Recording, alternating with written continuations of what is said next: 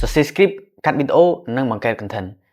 ការបង្កើតវីដេអូមួយវាមិនមែនជារឿងងាយស្រួលទេមុននឹងអាចខ្លាយទៅជាវីដេអូមួយបានដូចជាវីដេអូខ្ញុំកំពុងនិយាយអញ្ចឹងគឺខ្ញុំថតខុសច្រើនដងមែនទែនបាទហ្នឹងហើយអ្នកនរគ្នាខ្ញុំនឹងមកប្រាប់អ្នកនរគ្នាពីរបៀបបង្កើតវីដេអូអ្នកនរគ្នាពីរបៀបសរសេរ script កាត់វីដេអូបង្កើតឲ្យជាវីដេអូ content អ្នកនរគ្នាបែបអាជីវកម្មបែបcontent បែបសប្បាយៗហើយនឹង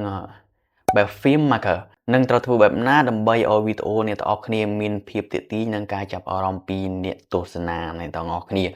ហើយដើម្បីអាចធ្វើវីដេអូមួយបានទៅយើងទីមួយយើងត្រូវមាន script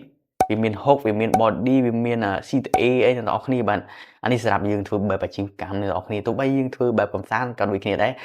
យើងត្រូវតែមានទាំងអស់នេះដើម្បីមានភាពទាក់ទាញដូចអ្នកទាំងអស់គ្នាបានមើលវីដេអូ content creator នេះបង្កើតមាតិកាផ្សេងៗគាត់មាន hook មាន body មាន CTA អីអ្នកទាំងអស់គ្នាបាទបែបប្រមូលផលិតផលឬក៏បែបអាជីវកម្មផ្សេងៗអ្នកទាំងអស់គ្នាអ្នកទាំងអស់គ្នាតែឃើញភាពទាក់ទាញនៅក្បាលវីដេអូដូចខ្ញុំនិយាយខាងមុននឹងអញ្ចឹងបើសិនអ្នកទាំងអស់គ្នាចង់ចេះ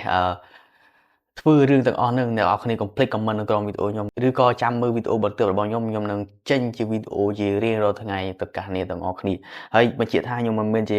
យកអ្នកចេះអីទេបាទគឺខ្ញុំកំពុងតែសិក្សាលេខជំនាញហ្នឹងគឺខ្ញុំយកមកចែករំលែកទៅកាន់អ្នកទាំងអស់គ្នាផងដែរព្រោះ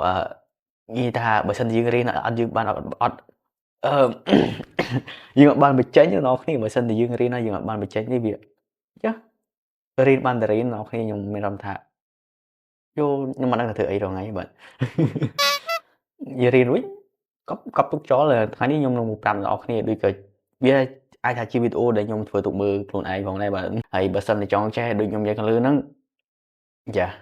comment មួយ follow មួយក៏បានដែរបាទជួបគ្នានៅវីដេអូបន្ទាប់អំពីរបៀបសរសេរ script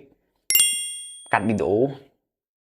ហើយនឹងបង្កើត content ខ្ញុំមានបរិញ្ញាច្រើនទៀតតែអត់ទាន់ប្រាប់អីដល់ចង់ដឹងតាមដាននៅវីដេអូបន្ទាប់ let's go ច្រឡំ goodbye មិន let's go ទៅណាទេ goodbye បាទជួបគ្នានៅវីដេអូបន្ទាប់